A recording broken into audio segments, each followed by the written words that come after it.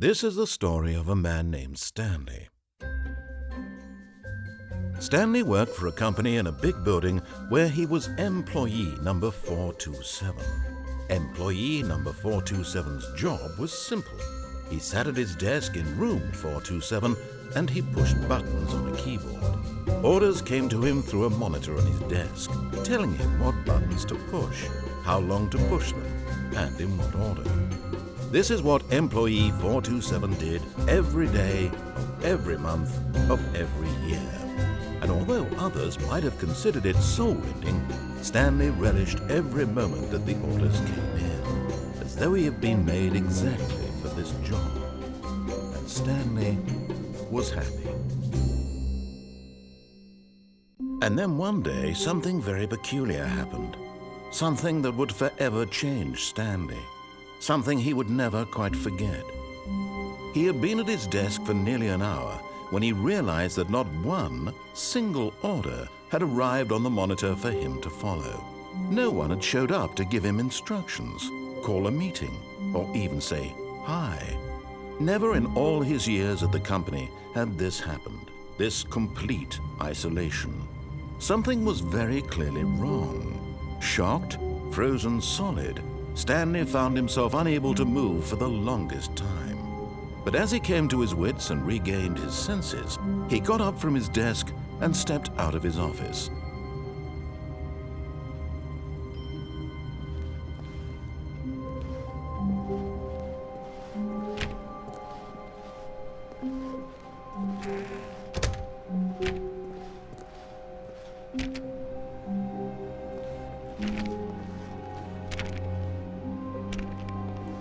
All of his co-workers were gone.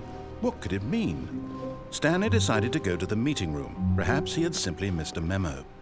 No matter how hard Stanley looked, he couldn't find a trace of his co-workers.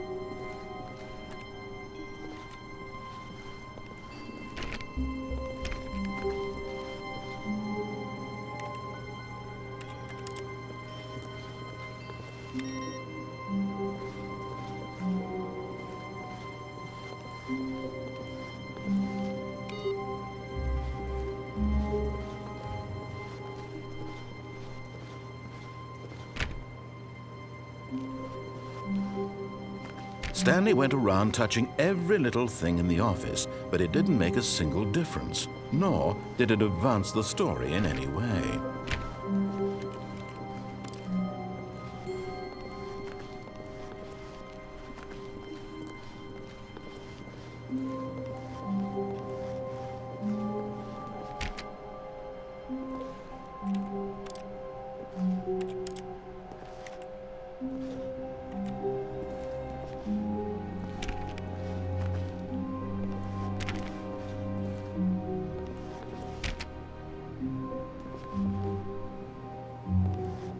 When Stanley came to a set of 2 open doors, he entered the door on his left.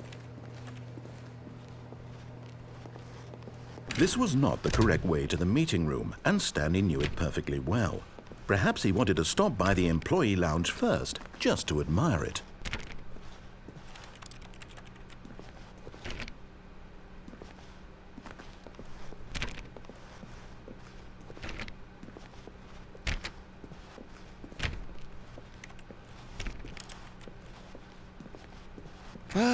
Yes, truly a room worth admiring.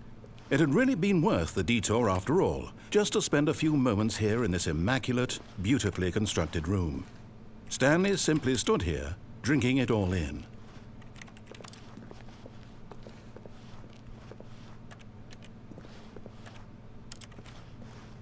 Yes, really, really worth it being here in the room. A room so utterly captivating that even though all your co-workers have mysteriously vanished, here you sit looking at these chairs and some paintings. really worth it.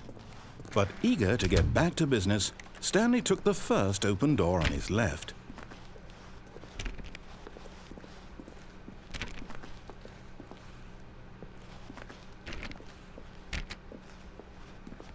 Stanley was so bad at following directions, it's incredible he wasn't fired years ago.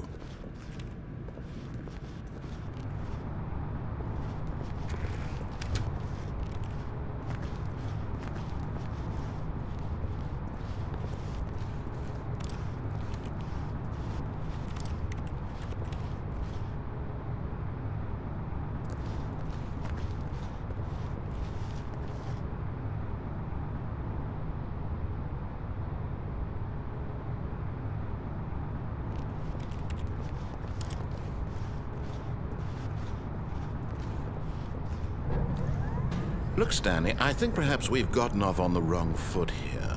I'm not your enemy, really, I'm not. I realize that investing your trust in someone else can be difficult, but the fact is that the story has been about... But in his eagerness to prove that he is in control of the story and no one gets to tell him what to do, Stanley leapt from the platform and plunged to his death. Good job, Stanley. Everyone thinks you are very powerful.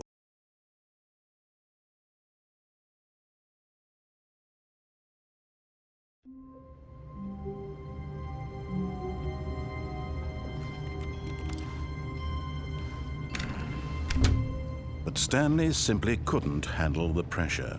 What if he had to make a decision? What if a crucial outcome fell under his responsibility? He had never been trained for that. No. This couldn't go anywhere except badly. The thing to do now, Stanley thought to himself, is to wait. Nothing will hurt me. Nothing will break me. In here I can be happy forever. I will be happy.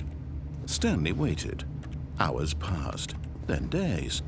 Had years gone by? He no longer had the ability to tell. But the one thing he knew for sure, beyond any doubt, was that if he waited long enough, the answers would come. Eventually, someday, they would arrive. Soon, very soon now, this will end. He will be spoken to. He will be told what to do. Now it's just a little bit closer. Now it's even closer. Here it comes.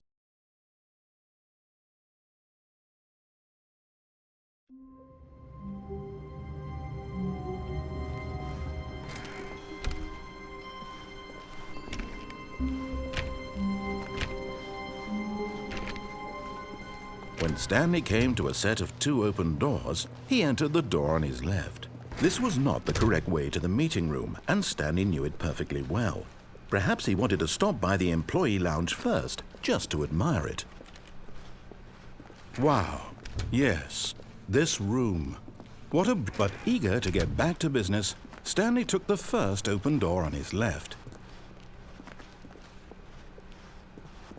Stanley was so bad at following directions, it's incredible he wasn't fired years ago. Look, Stanley, I think perhaps we've gotten off on the wrong foot here. I'm not your enemy, really, I'm not. I realize that investing your trust in someone else can be difficult, but the fact is that the story has been about nothing but you all this time. There's someone you've been neglecting, Stanley. Someone... What? Really? I was in the middle of something. Do you have zero consideration for others? Are you that convinced that I want something bad to happen to you? Why, I don't know how to convince you of this, but I really do want to help you, to show you something beautiful. Look, let me prove it. Let me prove that I'm on your side. Give me a chance.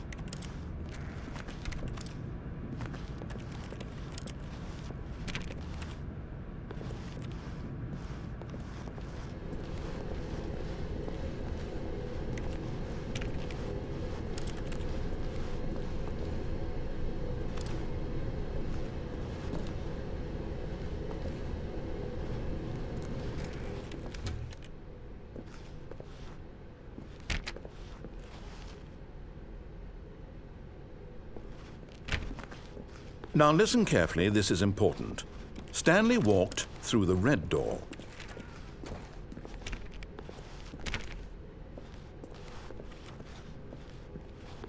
Aha, perhaps you misunderstood.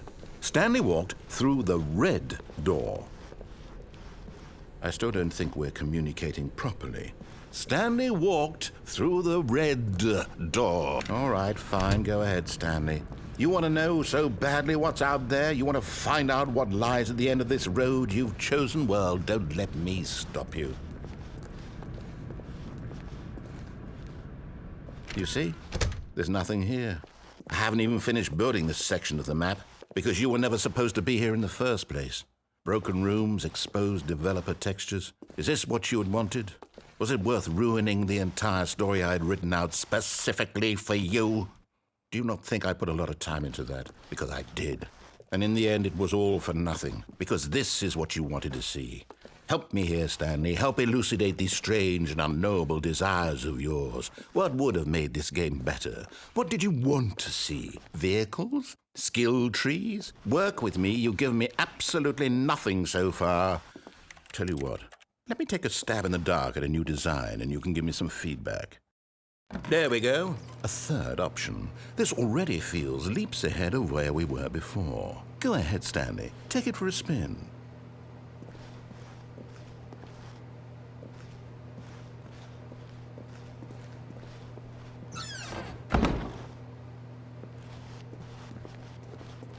Okay, I'm going to stop you there. Now, tell me about your experience with this new version. Would you say that the game benefited from allowing you more choices? Feel free to be honest. I'm looking for some real critical feedback here. Aha! You see, I knew I was onto something. Where do these flashes of inspiration come from? How did I know the game needed a third door? Well, it's instinct mostly, a calling in your gut. I really couldn't say where the idea came from, except that I felt it in my soul. You can't teach that, Stanley. Don't even try.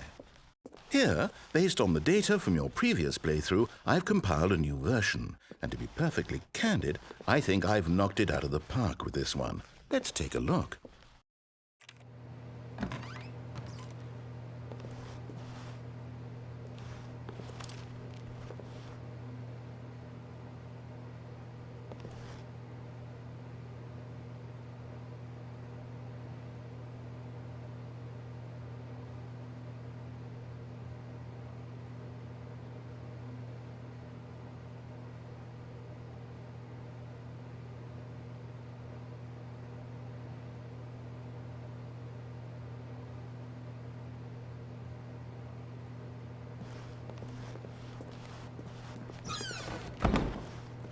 Now, would you say that competitive leaderboard helped you feel motivated to keep walking through doors? Again, honest answers, please. Hey, I nearly forgot. I've got a prototype of a new game I've been working on, and now would be a lovely opportunity to give it some playtesting. You wouldn't mind taking a look at it, would you? Perfect. Let me boot it up.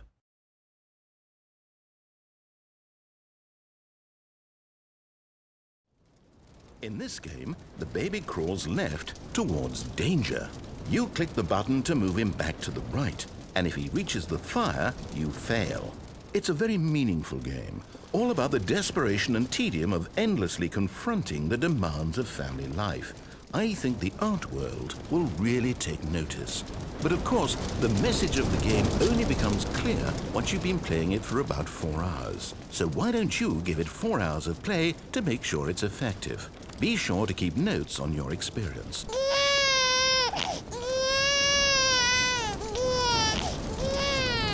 You heartless bastard. Did you do it because you hate babies or purely to spite me? Because if it's the latter, well, I don't know what to do. I'm completely out of ideas. I can't think of a single thing that might improve the experience for me. I'm not even going to try. I'm out, I'm done. It's over. Thank you for playing. Your input was extremely valuable. Oh, hey, since my game was so awful, why don't we play someone else's game, just to ease the pain? Let's see. What do we have here? Yes, this seems like it'll work. Let's give it a shot.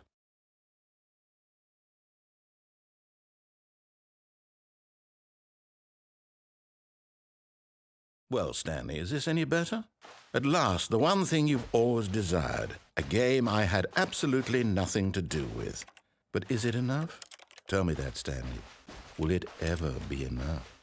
Well, I'll say this. I'm done making things for you.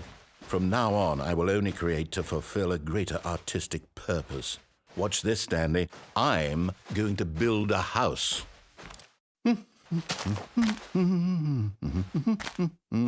This will go here. No, here. And then...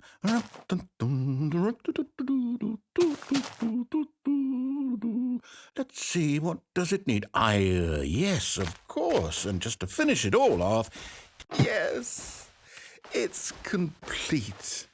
I made this, Stanley. Look at it.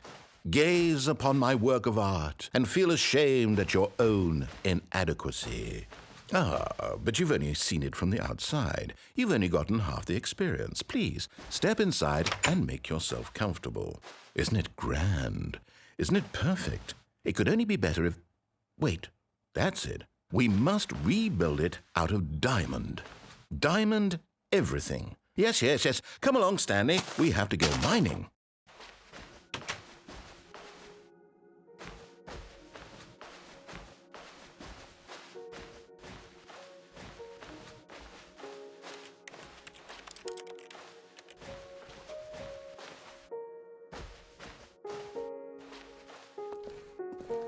Oh my, it looks like it's going to get a bit dark. Have you brought a light?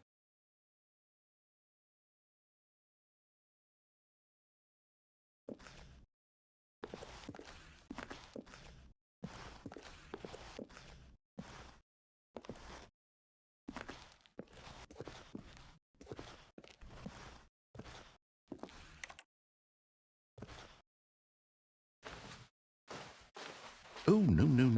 This is far more open-ended than I had in mind. I'm looking for something more narrow and linear. Something that makes you feel utterly irrelevant. This won't do at all. 1 out of 5. Even the diamonds couldn't save this one. Okay, new game.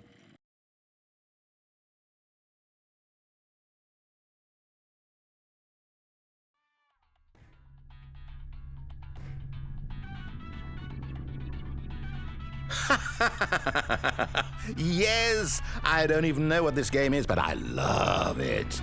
You, trapped in a glass box with no way out, listening to me talk. Oh, it's inspired. I couldn't have done it any better myself. What is this game even supposed to be? I can't figure it out. Okay, now I'm curious. Let's go find out what the hell this is.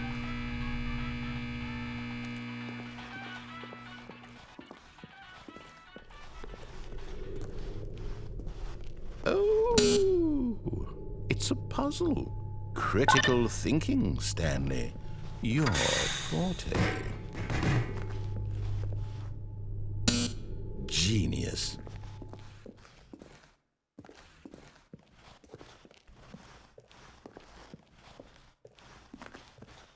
No, actually, you know what? I think that's plenty. I really don't care much to see you stumble through any more.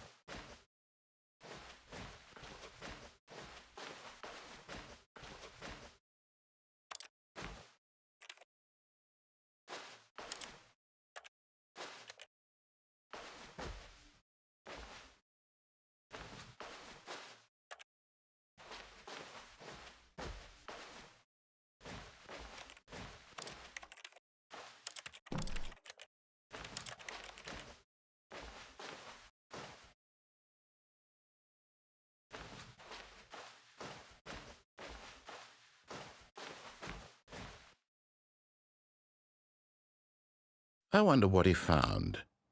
If what he wanted was to be the leading man in his own story, well, perhaps he's gotten it, down in wherever he is right now.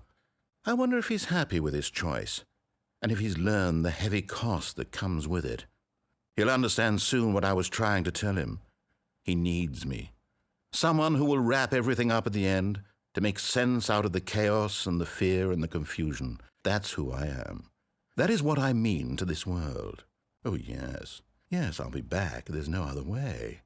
Once this ends, after it all comes to a close, then I'll be back. The end will be here soon. Very soon. I can wait.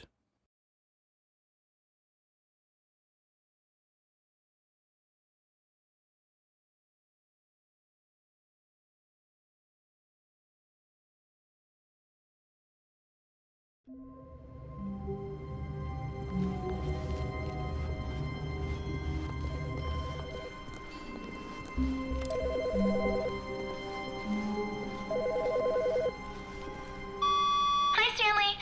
Just wanted to leave you a message to let you know there's a few things I need you to pick up on your way home from work today. We need milk, cereal, dish soap, spaghetti, get a thing of sugar, some bread, and coffee beans, whichever ones you like. I'll give you a call if there's anything I forgot. Thanks, sweetie. See you tonight.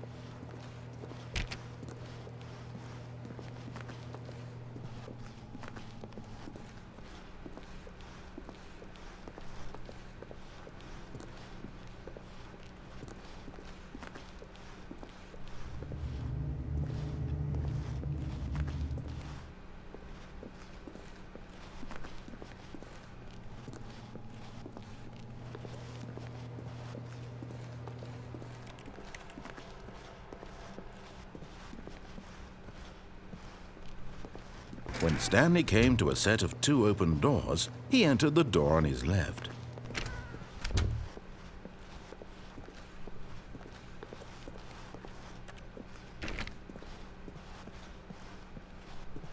Yet there was not a single person here either.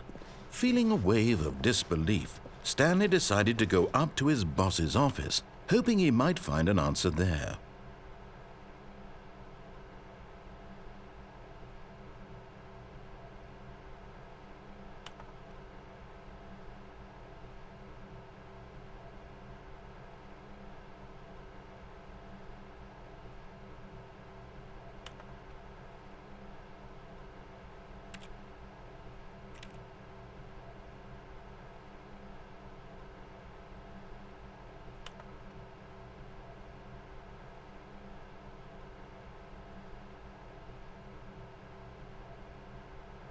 Stanley just stood there doing nothing at all. He seems to think I have nothing better to do with my time than to sit around and describe every fascinating little detail of his inability to do anything. This is why Stanley and I are on such good terms.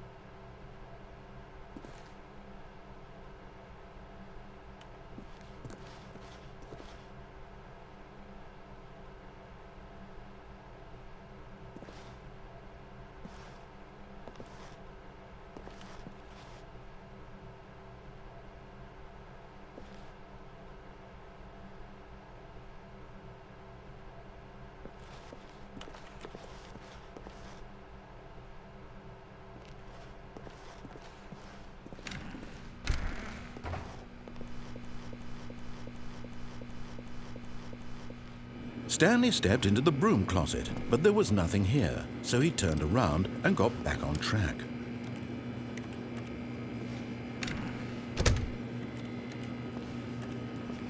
There was nothing here. No choice to make, no path to follow, just an empty broom closet. No reason to still be here.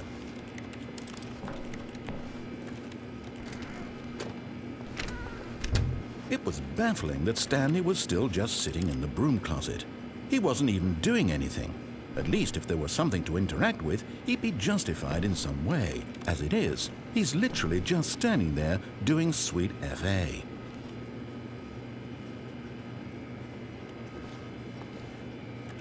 Are you really still in the broom closet?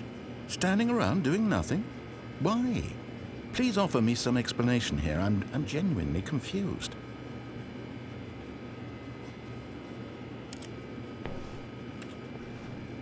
You do realize there's no choice or anything in here, right? If I'd said Stanley walked past the broom closet, at least you would have had a reason for exploring it to find out. But it didn't even occur to me because literally this closet is of absolutely no significance to the story whatsoever. I never would have thought to mention it.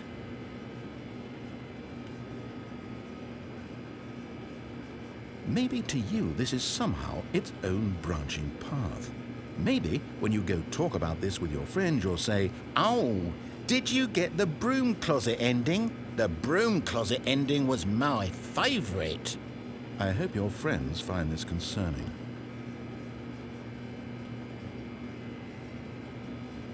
Stanley was fat and ugly and really stupid.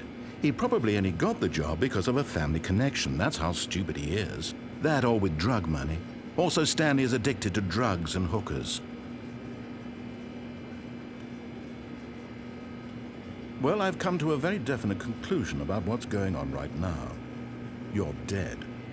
You got to this broom closet, explored it a bit, and were just about to leave because there's nothing here, when a physical malady of some sort shut down your central nervous system and you collapsed on the keyboard. Well, in a situation like this, the responsible thing is to alert someone nearby so as to ensure that your body is taken care of before it begins to decompose. Hello? Anyone who happens to be nearby? The person at this computer is dead. He or she has fallen prey to any number of your countless human physiological vulnerabilities. It's indicative of the long-term sustainability of your species. Please remove their corpse from the area and instruct another human to take their place at the computer, making sure they understand basic first-person video game mechanics and filling them in on the history of narrative tropes in video gaming, so that the irony and insightful commentary of this game is not lost on them. All right, when you've done that, just step out into the hallway.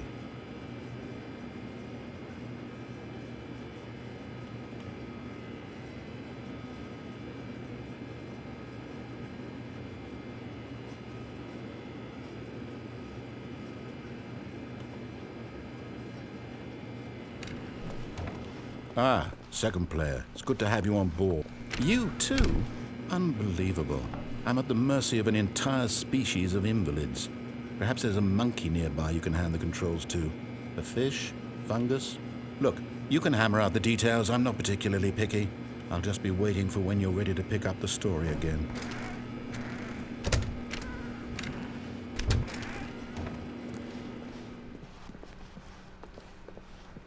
Coming to a staircase, Stanley walked upstairs to his boss's office.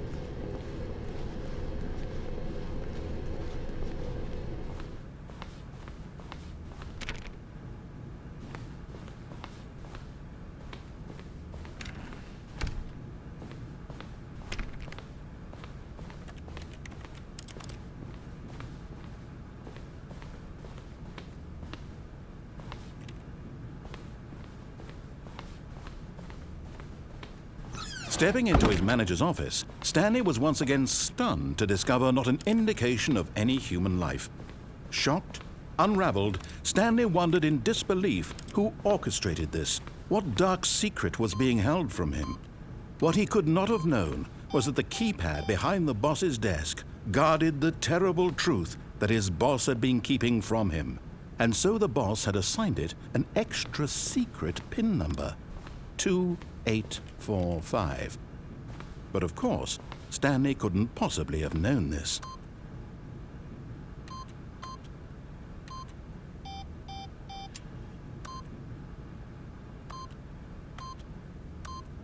Yet incredibly, by simply pushing random buttons on the keypad, Stanley happened to input the correct code by sheer luck. Amazing. He stepped into the newly opened passageway.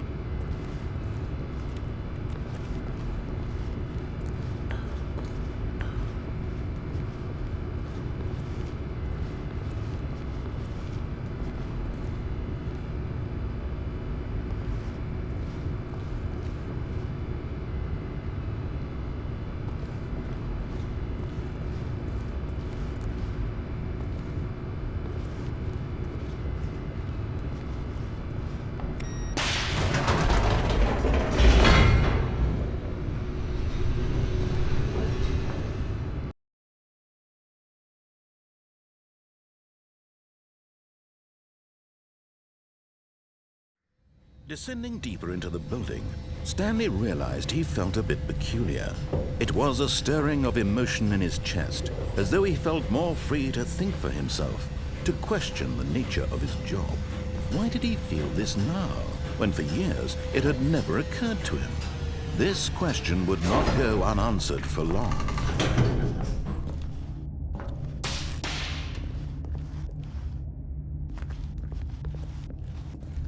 Stanley walked straight ahead through the large door that read Mind Control Facility.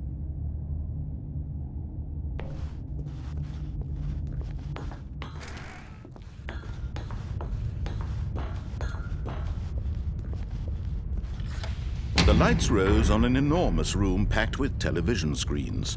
What horrible secret did this place hold? Stanley thought to himself. Did he have the strength to find out?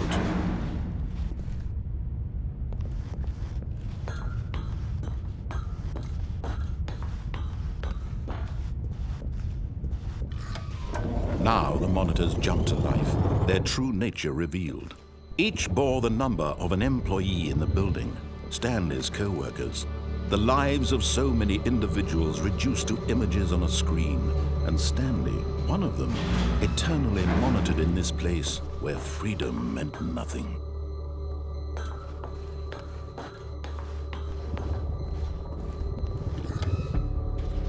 This mind control facility, it was too horrible to believe. It couldn't be true. Had Stanley really been under someone's control all this time? Was this the only reason he was happy with his boring job? That his emotions had been manipulated to accept it blindly? No, he refused to believe it. He couldn't accept it. His own life in someone else's control? Never! It was unthinkable. Wasn't it? Was it even possible? Had he truly spent his entire life utterly blind to the world? But here was the proof. The heart of the operation. Controls labeled with emotions. Happy, or sad, or content. Walking, eating, working. All of it monitored and commanded from this very place. And as the cold reality of his past began to sink in, Stanley decided that this machinery would never again exert its terrible power over another human life. For he would dismantle the controls once and for all.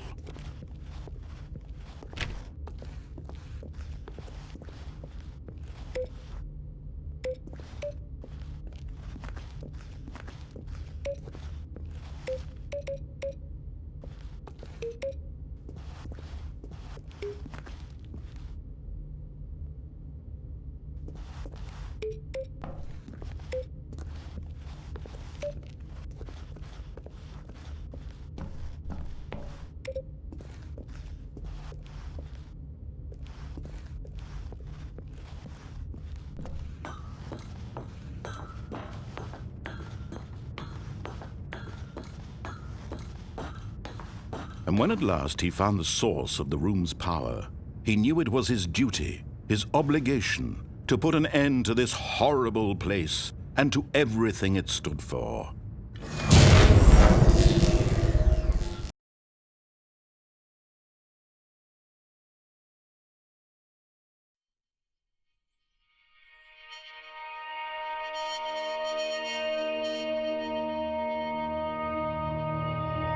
Blackness and a rising chill of uncertainty. Was it over? Yes! He had won! He had defeated the machine, unshackled himself from someone else's command. Freedom was mere moments away. And yet, even as the immense door slowly opened, Stanley reflected on how many puzzles still lay unsolved. Where had his co-workers gone? How had he been freed from the machine's grasp? What other mysteries did this strange building hold? But as sunlight streamed into the chamber, he realized none of this mattered to him, for it was not knowledge or even power that he had been seeking, but happiness. Perhaps his goal had not been to understand, but to let go. No longer would anyone tell him where to go, what to do, or how to feel. Whatever life he lives, it will be his. And that was all he needed to know. It was perhaps the only thing worth knowing. Stanley stepped through the open door.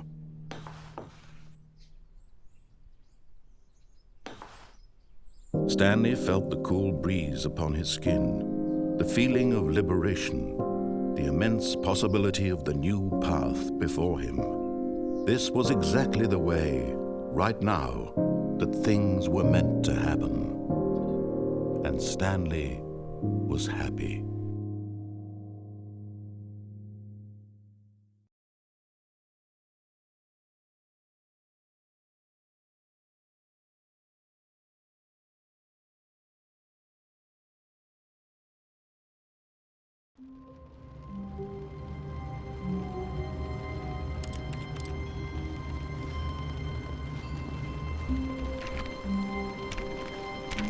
I can't wait to tell this story to my co-workers, Stanley thought. How amusing they'll find it. Oh, won't we all just laugh and laugh at the time I thought everyone had gone missing. No matter how hard Stanley looked, he couldn't find a trace of his co-workers.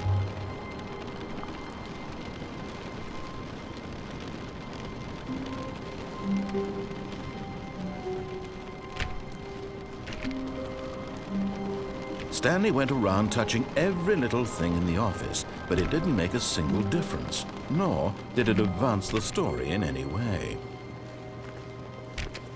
Stanley clicked on literally every single door in the office, because he doesn't pick up well on cues from his environment.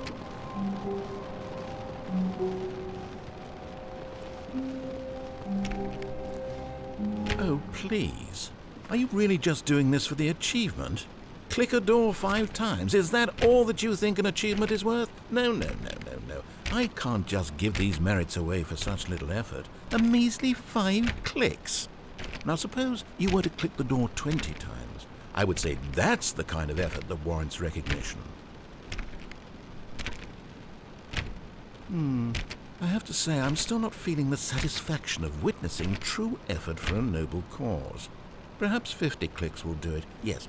Almost certainly 50 clicks.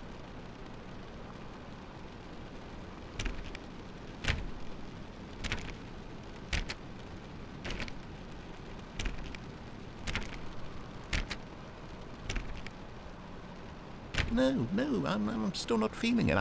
I want this achievement to have meant something. It has to be a true reward for valiant effort. I want to see some hustle, Stanley. I want to see commitment, a willingness to go all the way, no matter what the cost. Why don't you go put 20 clicks into door number 417?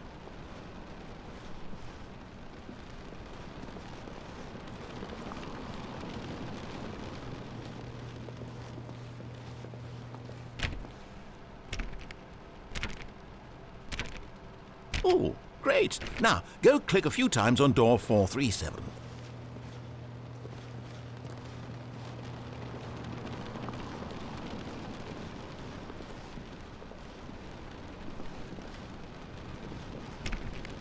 Excellent. I think we're getting somewhere. Now, door 415. Let's give it 10 clicks or so.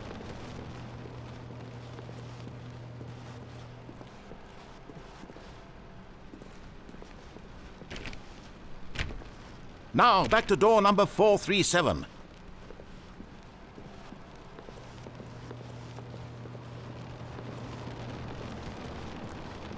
Let's see. How about you click on, well, I don't know, the copy machine? All right, back to room 417. I'm really feeling it now. I think we're getting somewhere.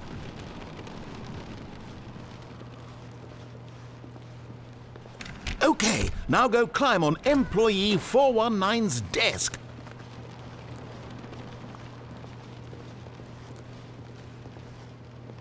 Yes! This is great! You're putting it all on the line, Stanley. I like that. All right, let's keep it up. Go give me a few clicks on door 416. We've almost got it! Now the copy machine, do that one again!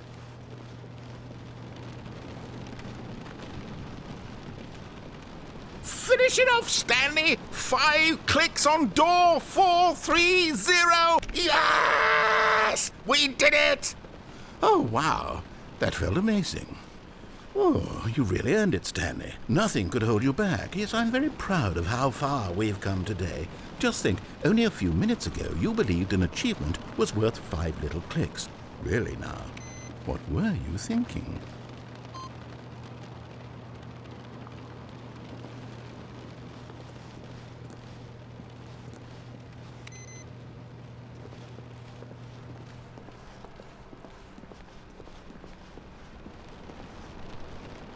When Stanley came to a set of 2 open doors, he entered the door on his left.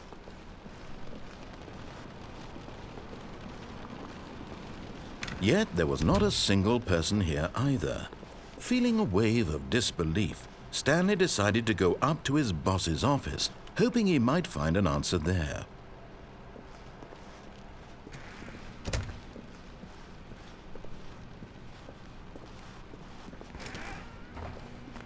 Oh, no. Oh, no, no, no, no, no, no, no, no, no, no, not again. I won't be part of this. I'm not going to encourage you. I'm not going to say anything at all. I'm just going to be patient and wait for you to finish whatever it is you enjoy doing so much in this room. Please take your time. Coming to a staircase, Stanley walked upstairs to his boss's office.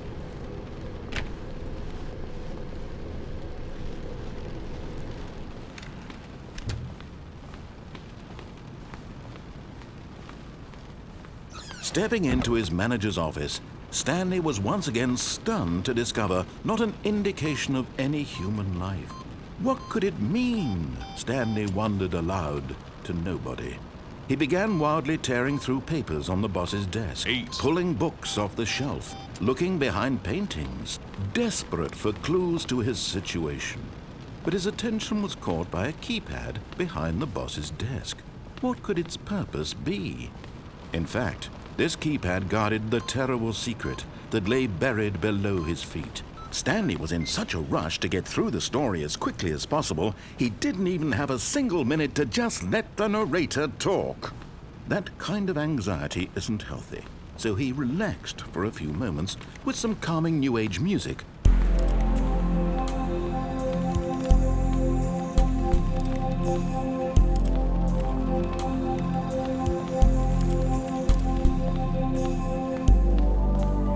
Feeling soothed and rejuvenated, Stanley calmly walked forward into the opened passageway.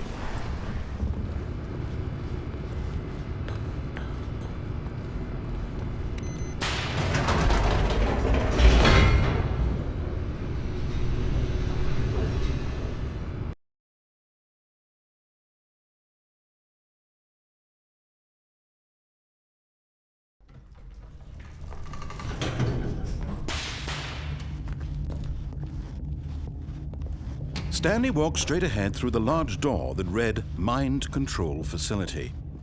Although this passageway had the word escape written on it, the truth was that at the end of this hall, Stanley would meet his violent death.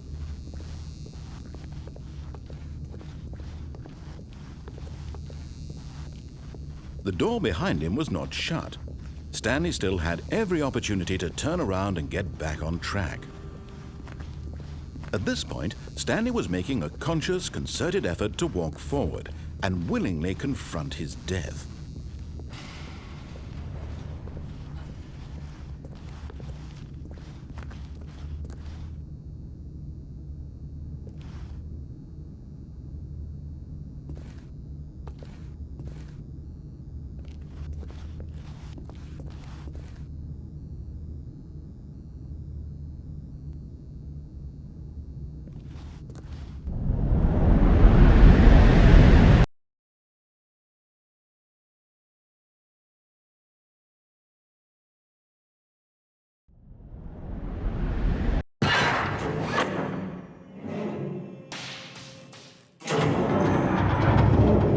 As the machine whirred into motion and Stanley was inched closer and closer to his demise, he reflected that his life had been of no consequence whatsoever.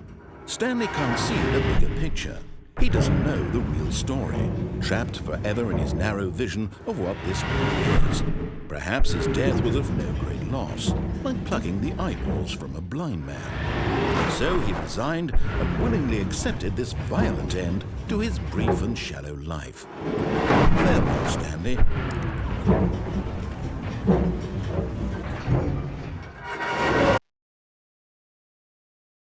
"Farewell, Stanley," cried the narrator, as Stanley was led helplessly into the enormous metal jaws. In a single visceral instant, Stanley was obliterated as the machine crushed every bone in his body, killing him instantly.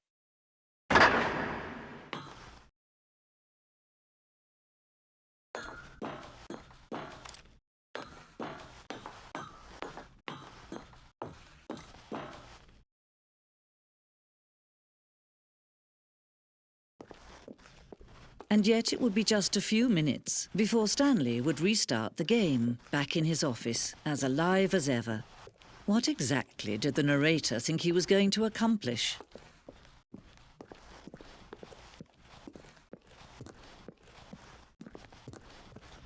When every path you can walk has been created for you long in advance, death becomes meaningless, making life the same.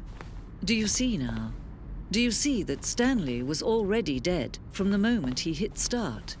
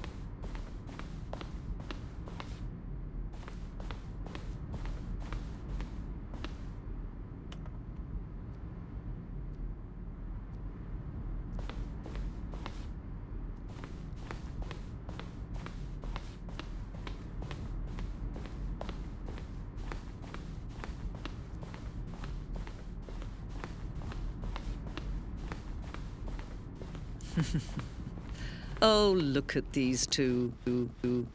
How they wish to destroy one another. How they wish to control one another. How they both wish to be free.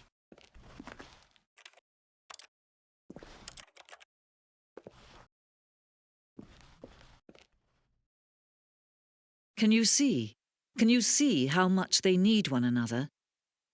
No, perhaps not. Sometimes these things cannot be seen. But listen to me. You can still save these two. You can stop the program before they both fail. Push escape and press quit. There's no other way to beat this game. As long as you move forward, you'll be walking someone else's path. Stop now and be your only true choice. Whatever you do, choose it. Don't let time choose.